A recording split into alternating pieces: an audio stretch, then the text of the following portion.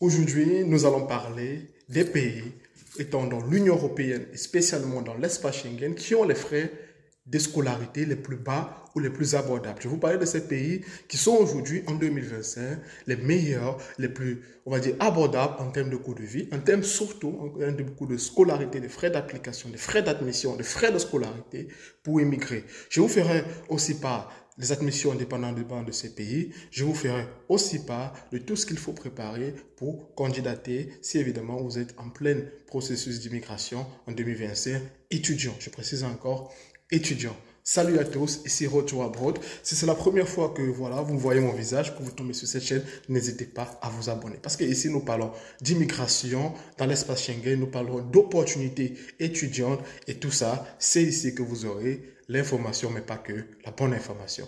On se retrouve après le jingle.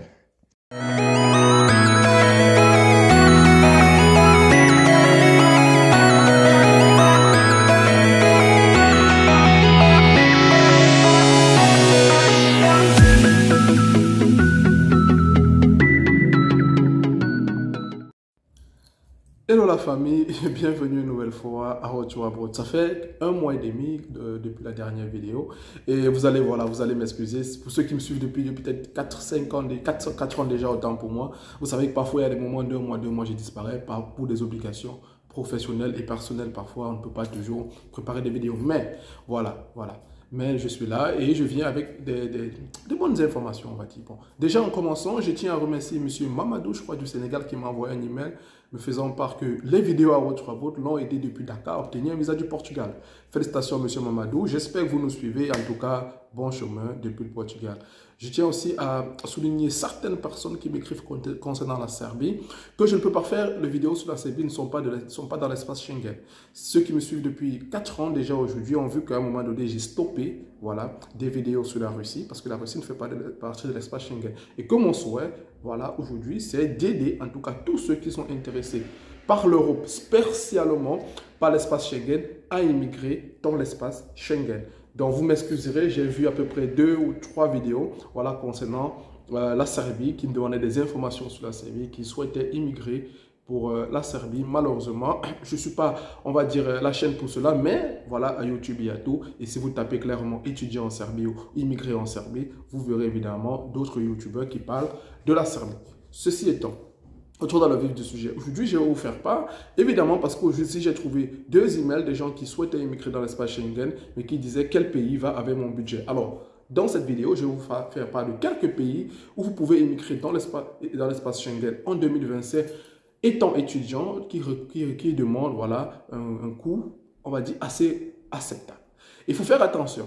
Une fois, j'ai été blâmé, et il faut le dire, j'ai été blâmé par une abonnée, qui avait vu ma vidéo sur la Lituanie qui datait d'il y a 1 an et demi, qui disait, qui était intitulé autant pour moi, immigrer, en Lituanie avec 6 000 € plus garant. Il disait, mais comment vous pouvez dire que 6 000 €, c'est rien, que c'est peu, que c'est comme si on pouvait ramasser.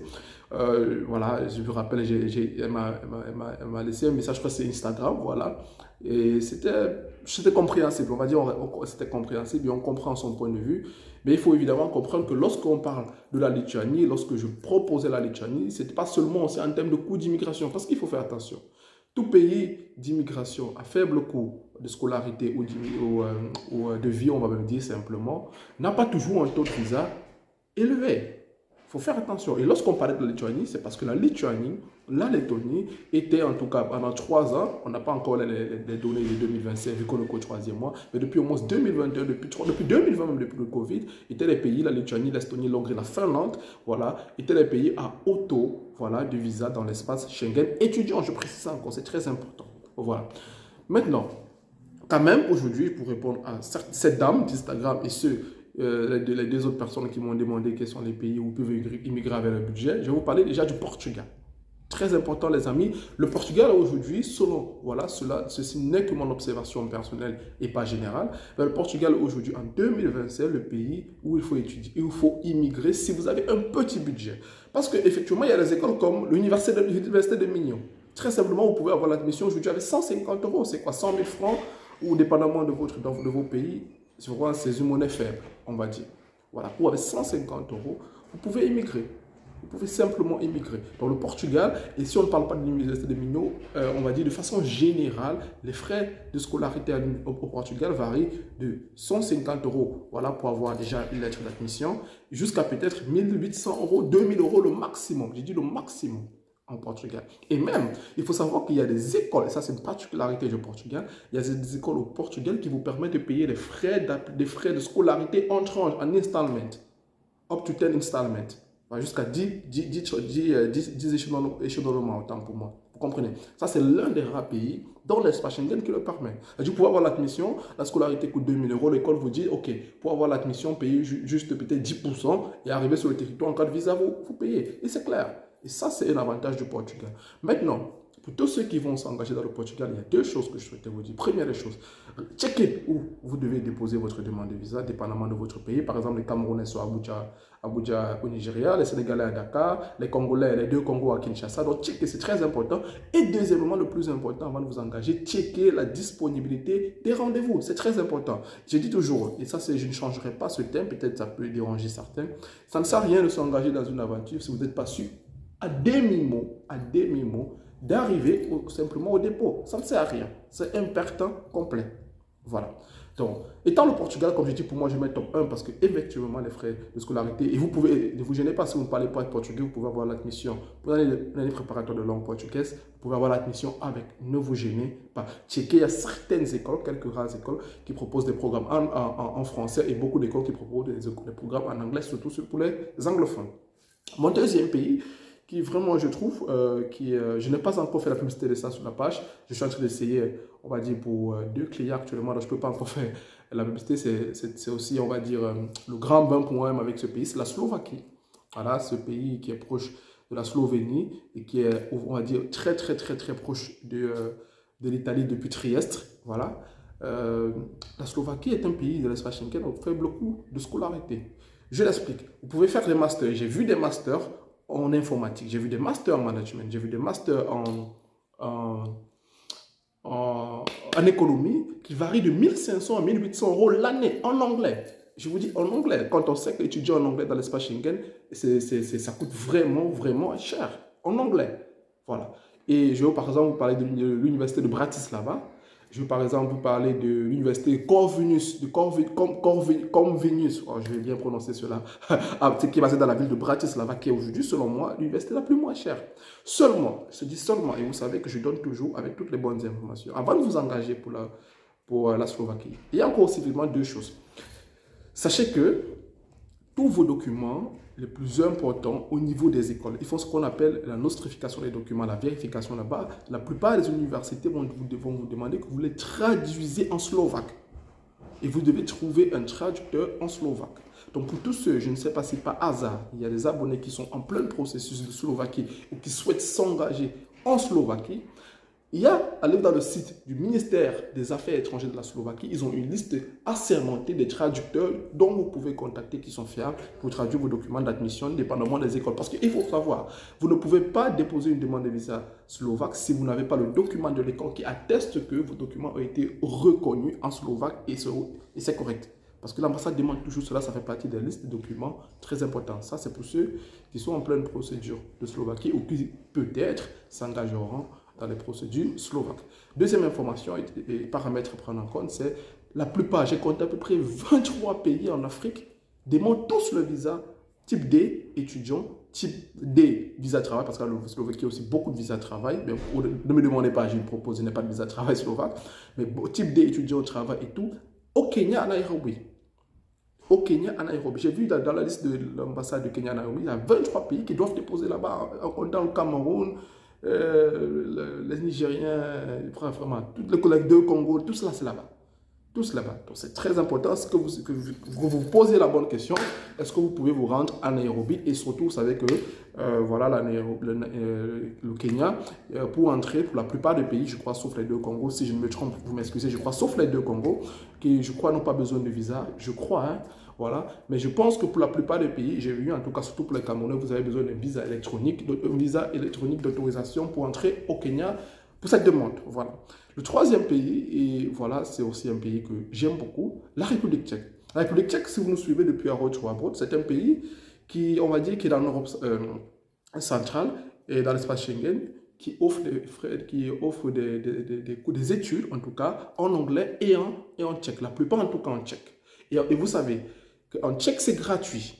Les études en tchèque sont gratuites.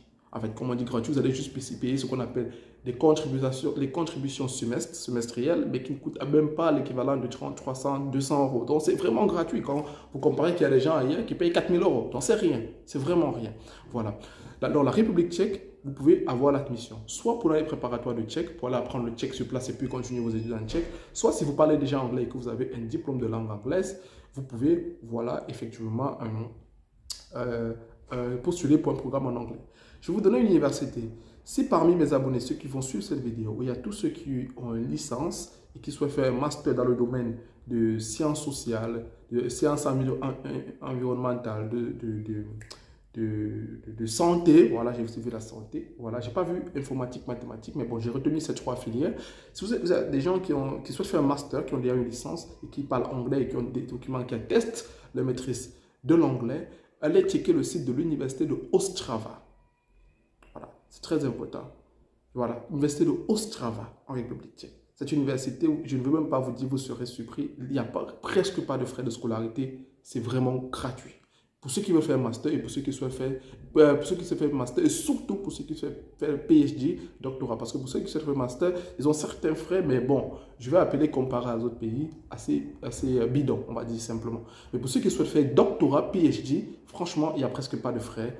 Voilà, de frais. Donc, les admissions sont déjà fermées dans cette université d'Ostrava. Voilà, vous avez perdu. Mais ils vont ouvrir à partir de octobre, novembre 2025. Voilà, ils vont ouvrir des admissions à partir d'octobre, novembre 2025. Donc, postulez en avance parce qu'il y a beaucoup de demandes. Mais rassurez-vous, c'est possible que vous soyez tiré dans l'eau. Université de Ostrava. Donc, allez taper sur Google, faites vos recherches, checkez le site web. Cela peut être assez intéressant. Quatrième et avant-dernier pays, moi je dirais la Pologne. Le problème avec la Pologne, et pour tous ceux qui sont dans la page depuis, il y a le problème de rendez-vous. C'est vraiment, voilà, les nerfs de la guerre. C'est vraiment un combat perpétuel avec ce pays. Le problème de rendez-vous, parce qu'en Pologne, les études sont presque moins chères aussi. On va dire, vous allez prendre une admission en année préparatoire de polonais qui varie généralement dans des écoles entre 2500 et 3000 euros. Ok, ça paraît cher. Mais le problème, c'est que après vos études en licence ou en master, en polonais, seront très abordables. Seront très abordables.